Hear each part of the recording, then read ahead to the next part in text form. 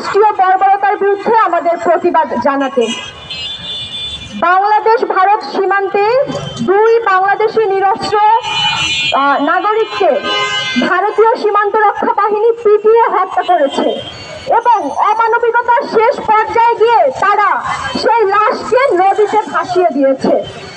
এই ঘটনা বাংলাদেশের জন্য বিচ্ছিন্ন কোনো ঘটনা না, এই ঘটনা পরম্পরা ধরে চলে আসতেছে। গত 10 বছরের সীমান্তে 300-র বেশি বাংলাদেশি নিহত হয়েছে, নিখোঁজ হয়েছে, লাশ ফেলে দেওয়া হয়েছে। এগুলো এক প্রকার বাংলাদেশের দিকে তাক করে রাখা অঘোষিত যুদ্ধ। কিন্তু প্রশ্ন হচ্ছে, এই যুদ্ধটা আসলে কার বিরুদ্ধে?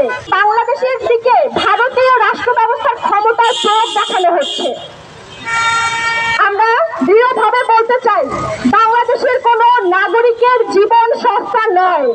কোন মোড়লতন্ত্রের মাধ্যমে দুই দেশের রাজনৈতিক সুবিধার বলি হতে দেব না আমরা বাংলাদেশের কোন নাগরিককে।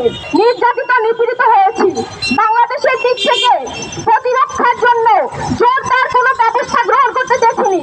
ফলানি থেকে শুরু করে বাংলাদেশের গতকালকে সেই ইব্রাহিম এবং মমিন মিয়া থেকে শুরু করে প্রতিনিয়ত এই ধরনের ঘটনাগুলো অহরহ ঘটে যাচ্ছে। আমরা বলতে চাই, 2024 সালের জুলাই গণঅভ্যুত্থানের মাধ্যমে 71-এর রক্তে কিনা স্বাধীনতাকে আমরা দ্বিতীয়বার রক্ত দিয়ে কিনে এই দেশকে স্বাধীন করেছি। বাংলাদেশের ইন্টারিম যেই ধরনের মুখ বুঝে পররাষ্ট্রনীতি পালন করছে, এই ধরনের নীতি আমরা তাদের কাছ থেকে আশা করি না। আমরা চাই ভারত আমাদের বন্ধু রাষ্ট্র, আমাদের বন্ধু হয়ে থাকুক, কিন্তু দাদাগিরি ফলিয়ে সীমান্তে আমাদের দেশের নাগরিককে হত্যা করবে এবং সেটার জবাবে বাংলাদেশের সরকার চুপ হয়ে তাদের দাদাগিরিকে মেনে নেবে।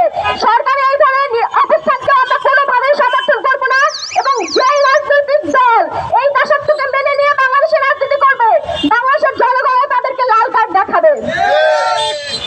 বাংলাদেশ ভারতের সীমান্তে যেই ধরনের হত্যাযজ্ঞ বছরের পর বছর ধরে চলে আসছে, এগুলো বন্ধের জন্য জোর দাবি জানাই এবং দুই দেশের মধ্যে বাধ্যতামূলক প্রতিরক্ষা নীতি চাই এবং যাতে করে এই ধরনের হত্যাযজ্ঞ না হয় এবং এই ধরনের ঘটনাগুলো দায় স্বীকার করে সুষ্ঠু তদন্ত হয় এবং এই ভুক্তভোগী পরিবারকে সরকারিভাবে যাতে সহযোগিতা করা হয়, তাদের ক্ষতিপূরণ দেওয়া হয়।